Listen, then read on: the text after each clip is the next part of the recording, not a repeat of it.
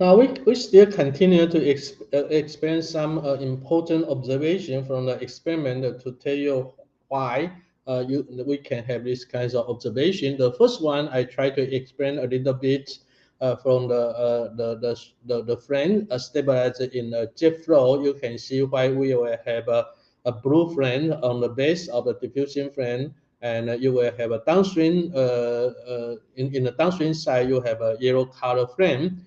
It is simply to understand. For example, I turn the plot with the 90-degree.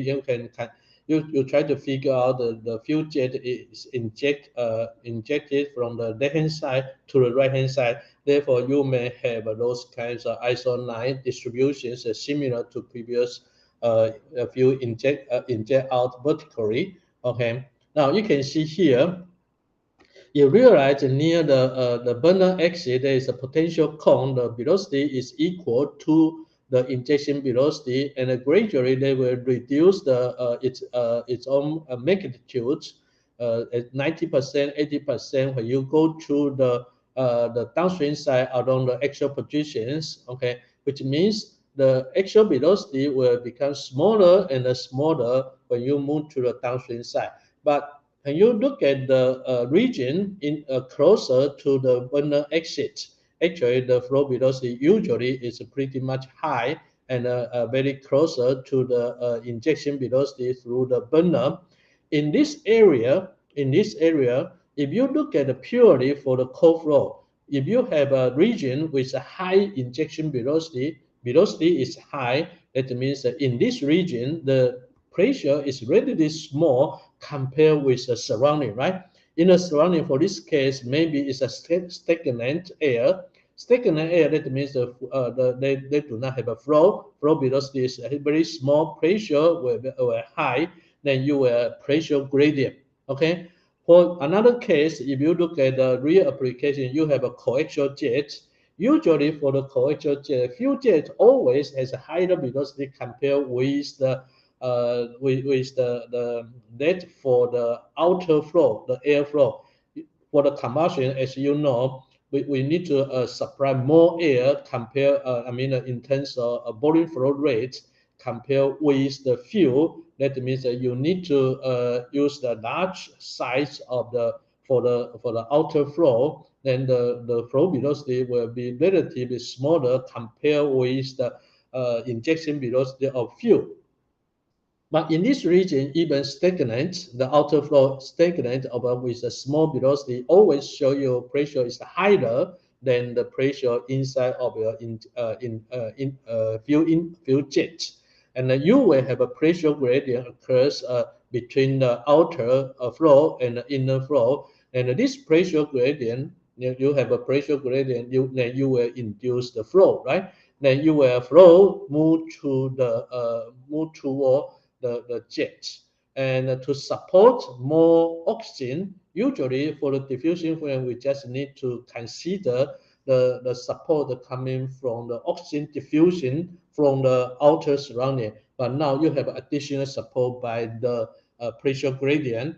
We call this is a so-called entrainment. Okay, in this region, the entrainment coupled with the oxygen diffusion will give you enough support, enough supply for oxygen to burn. Then here you can see it's a blue flame.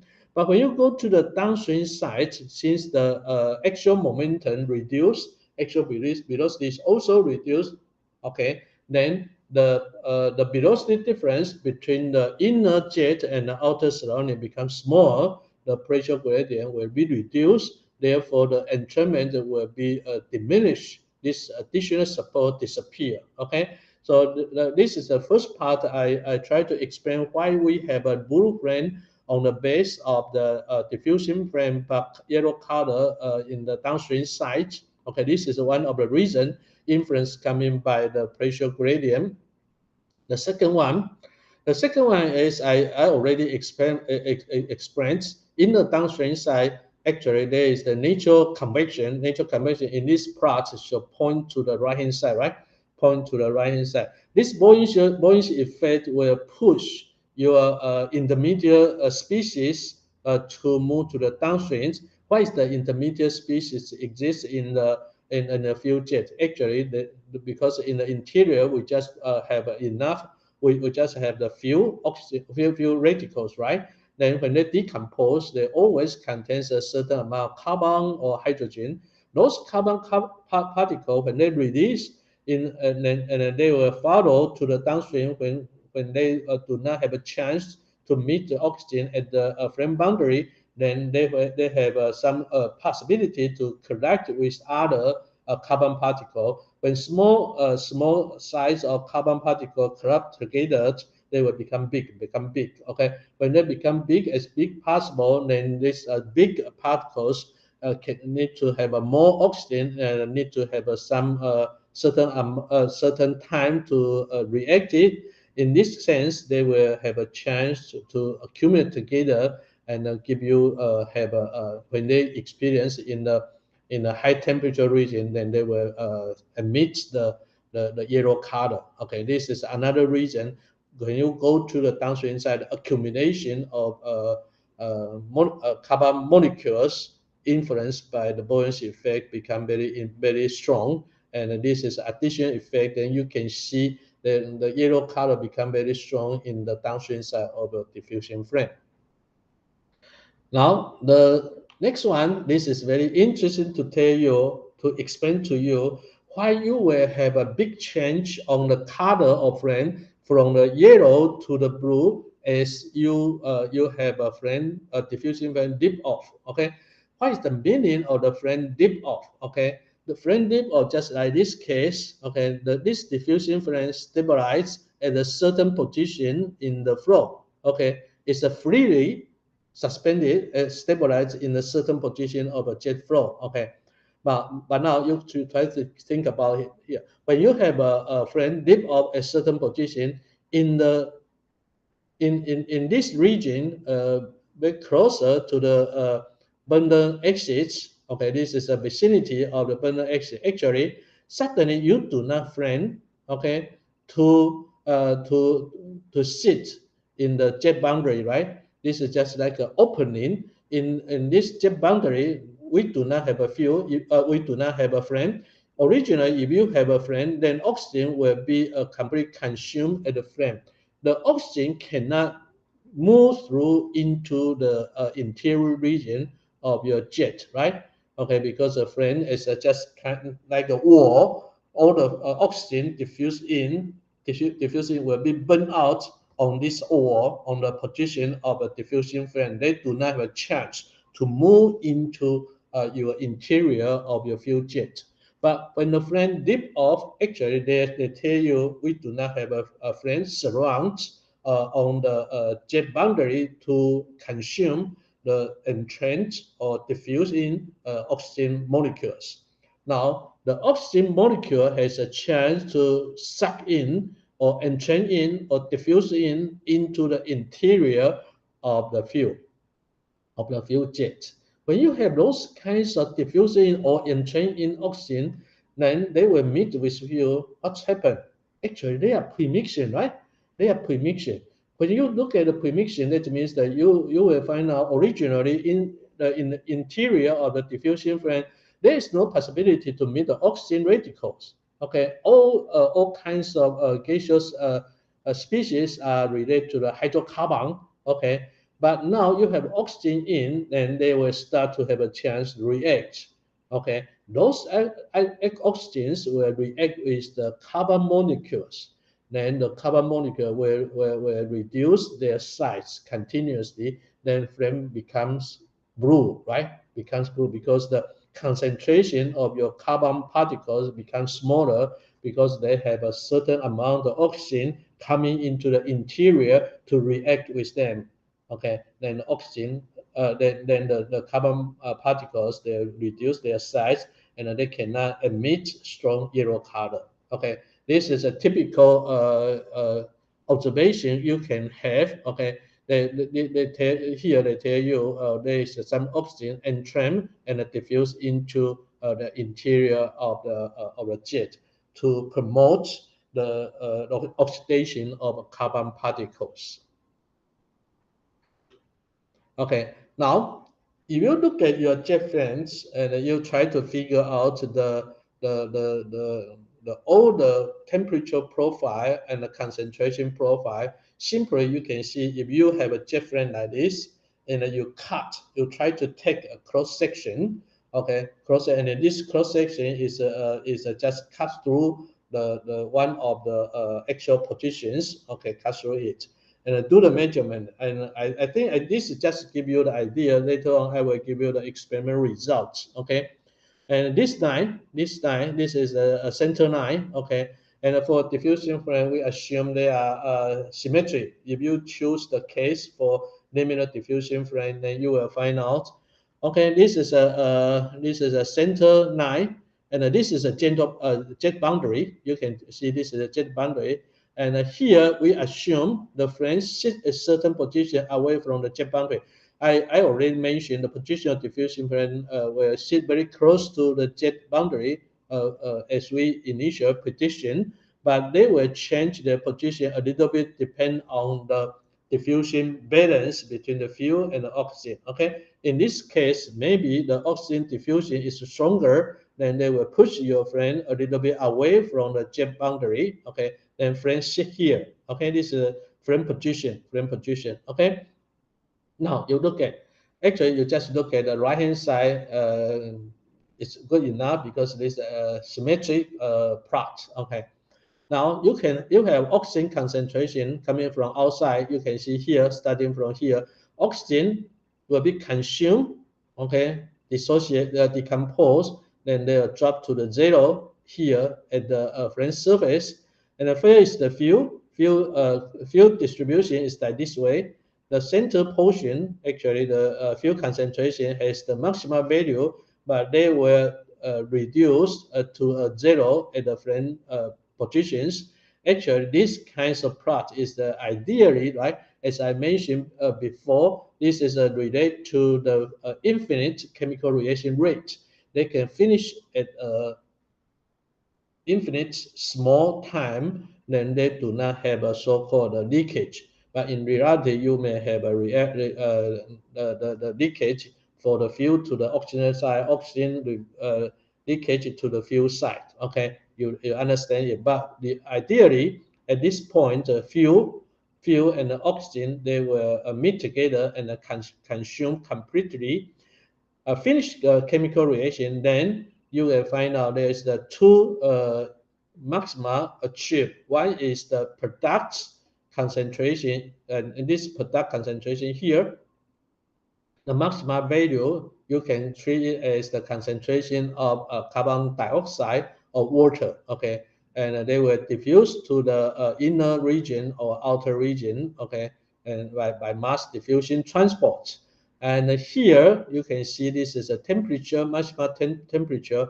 Similar way, they will diffuse the thermal energy to the interior region and to the outer surrounding. Okay, this is a typical the temperature profile and the concentration profile you may expect.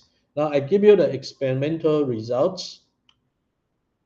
Okay, this is a typical jet fan. The injection velocity is a very small, it's a 2 centimeter per second. Okay, and then we do the measurement as the cross sections at the actual position 10 millimeter. Actually, this is a small diffusion fan. It's very nice, laminar diffusion fan.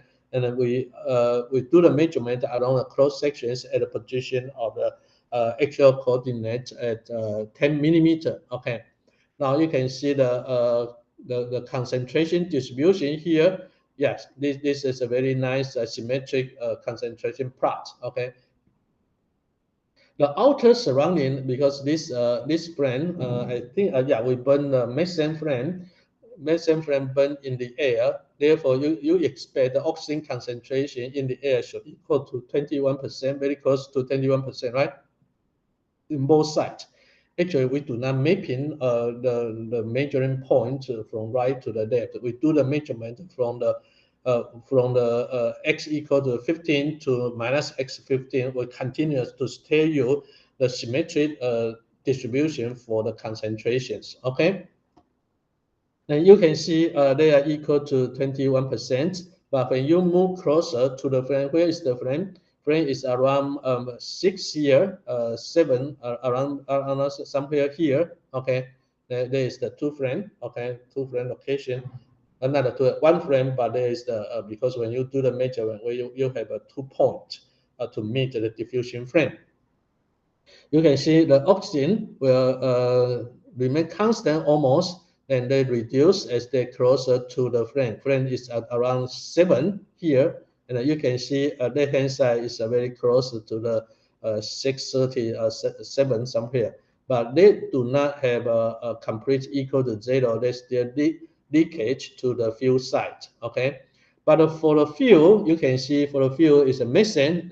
Look at the triangle here. You can see there is a highest value of around 62% for methane, but they will have a very sharp gradient and to reduce its own concentration to meet the oxygens to burn and very close to 0 at the flame positions. Okay, this is methane concentration distributions. When they finish the combustions, then when they release the carbon dioxide, then this point, the circular point, represent the products. Okay, they have reached the maximum point, maximum value for carbon dioxide, and those carbon dioxide will diffuse to the interior region and to the outer region. Okay, this is a typical measurement, concentration measurement for methane diffusion flame, and you can refer it to compare with the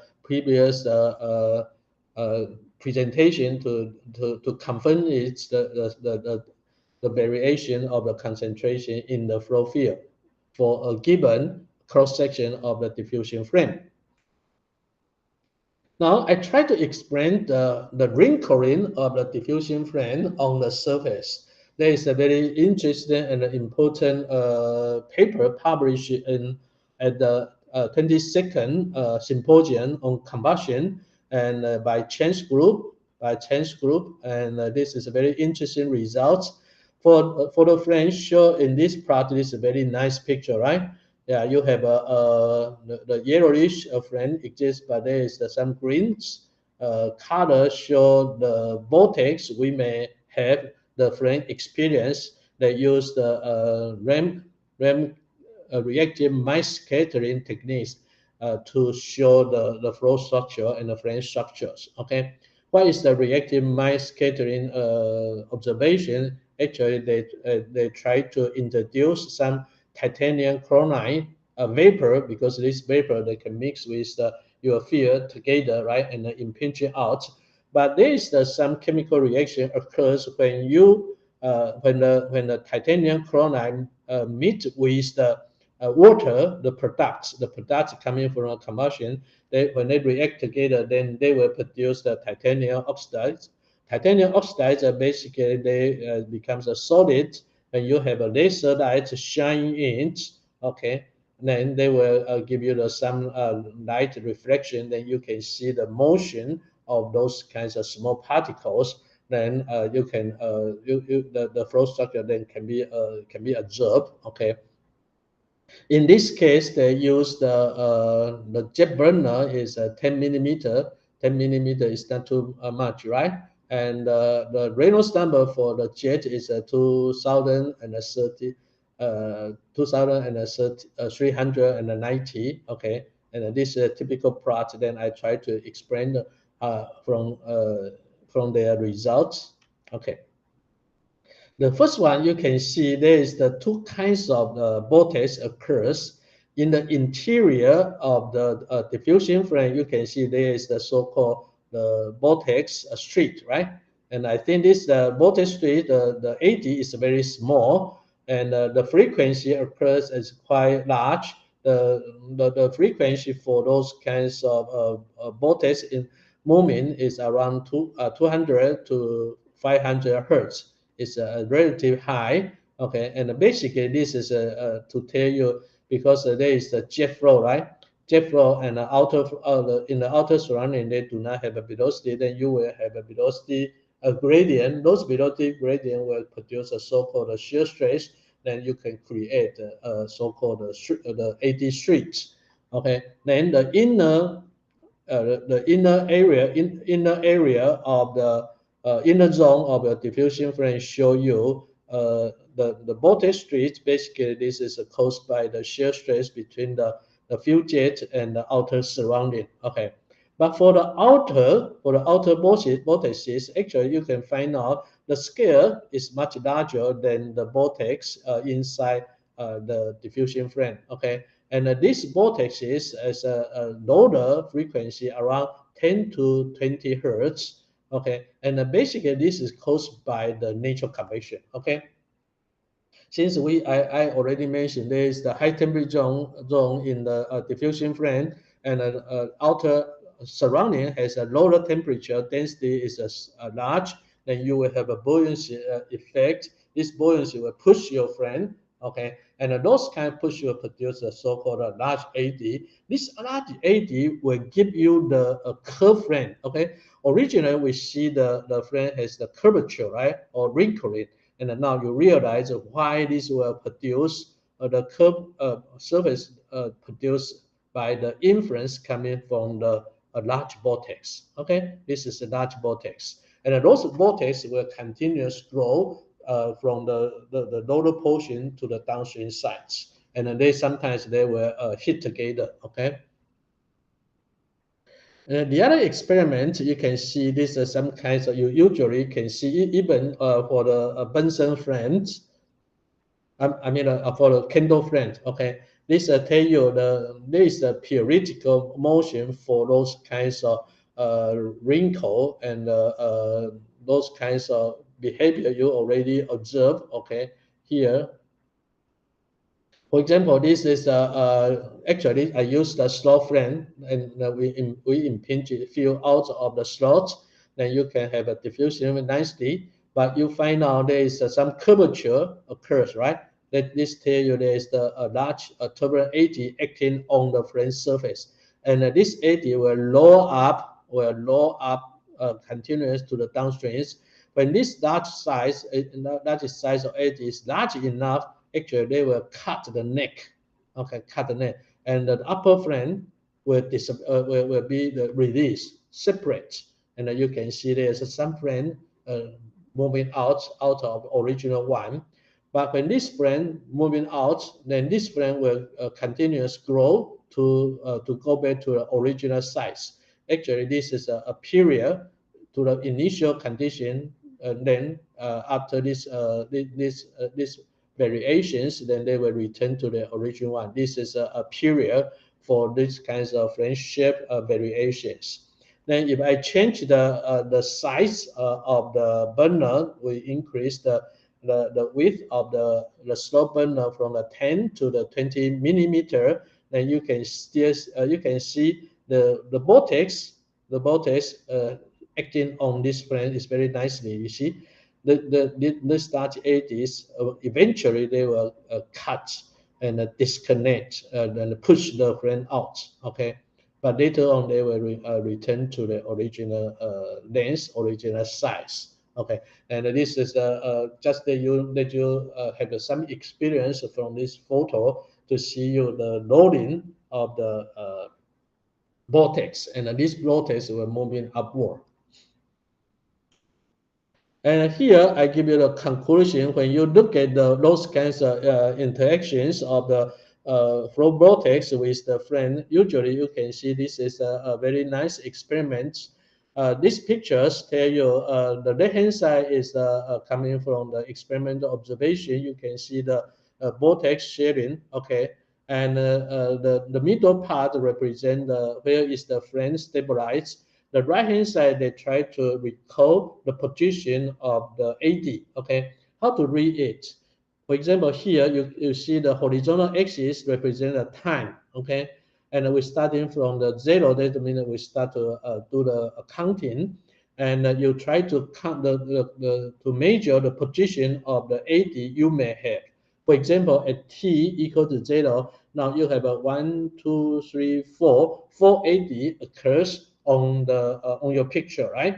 Then you try to recall the past line, then you try to trace the the motion of those kinds of AD and mark all the position together. You can see, for example, this is the number 4 AD. They will change their positions with respect to the time. Okay, and for the second and the third, you find out it's very interesting. These two ADs will move to the downstream, but a certain position they meet together. Meet together means they will hit together, collide together, and those kinds of interaction of 280 will produce a strong instability. Okay, well, if you go through the time variation, you can find out for any time you can have two, maybe a couple of ADs, and these two ADs always will meet together at a certain position in the downstream side. You can see this one, this one, this one, this one, which means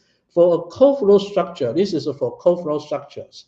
Okay, we just impinge the jet out, and there is the turbulent jet, and you find out, you record all the ADs, and you find out along the same positions, and at the same time you may have 1, 2, 3, 4 ADs, and those AD, a couple AD, they always move to the downstream and interact each other, merge together to produce a strong fluctuation. This is for cold flow. And those kinds of interaction of turbulence usually produce a strong instability, as I mentioned. But when you ignite it, okay, when you ignite it, the flame structure here, they tell you, the previous one, you just have a turbulent structure for the cold flow, but in the middle part, now you have a flame here. Okay, now diffusion flame, when they exist here, then you realize the flame structures can be described by this plot. You can see they still have an AD, okay, but those AD move to the downstream. They do not have too much currents for the interaction. Just hold one. There is one, okay. But usually those kinds of motion of your of your ADs along with the time, they are parallel. Parallel means the interaction of the ADs do not occur.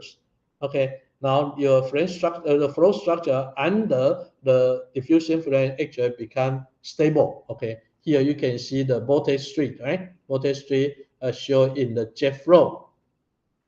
This gives us a sense here. When you have a flame, usually people think about when you introduce a chemical reaction to the flow, then you always will produce, because the chemical heat release, you may cause some instability. But actually here they tell you, when you have a combustion and you have a flame exists in this cold flow, actually this flow originally has a very strong turbulent intensity, but those turbulent intensity may be reduced by the flame existence. Okay, but when the flame dip off now, okay, when you have a different flame still exists at certain position, but when you have a flame dip off now, unfortunately, in this region closer to the burner exit, that becomes like a cold flow without a flame protection.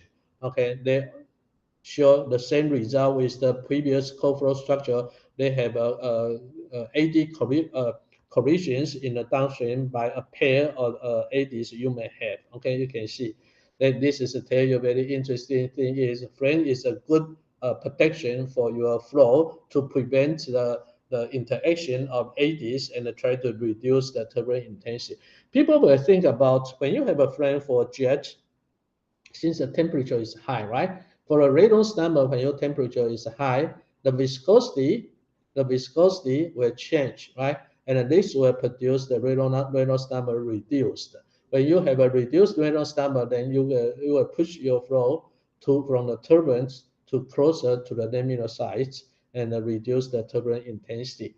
Okay, this is some experimental observation and very interesting to let you know the flow structure with flame and without flame.